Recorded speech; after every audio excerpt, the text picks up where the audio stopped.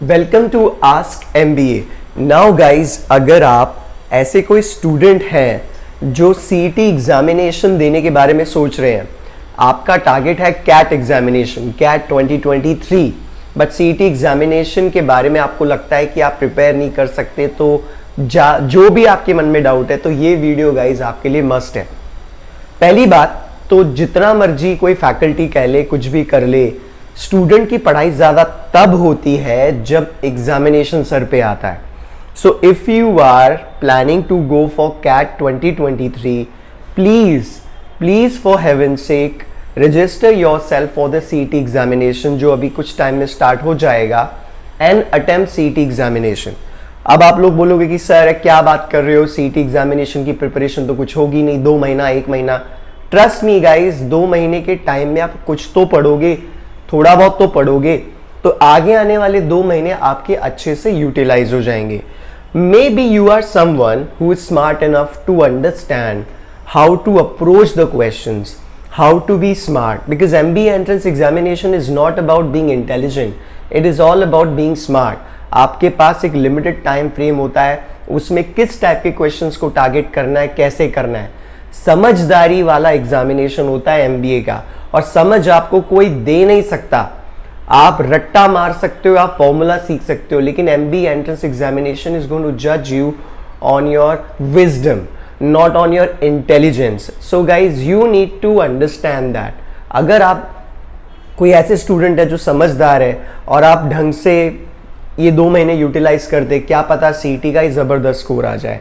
कुछ नहीं हुआ तो एटलीस्ट कैट एग्जामिनेशन से पहले you got a chance to appear in an MBA entrance exam, because you studied for it, may be less more whatever, that study is going to complement और help you to go for CAT examination a lot. कितने भी mock दे लो, check कितने मर्जी exam दे लो, trust me, mock के रियल एग्जामिनेशन का जो फील होता है वो अलग ही होता है। रियल एग्जामिनेशन का जो फियर होता है कि हाँ भाई एग्जाम आ रहा है, मुझे पढ़ना है, वो कुछ अलग ही होता है। That motivation is the best motivation to study. So I suggest कि अगर आप कैट एग्जामिनेशन 2023 के लिए प्रिपेयर कर रहे हैं तो आपको सीईटी एग्जामिनेशन के लिए तो रजिस्टर करना ही चाहिए। Maybe you are not eligible, maybe in terms of when your graduation is going to get over or what not, but still register yourself for the examination and appear it.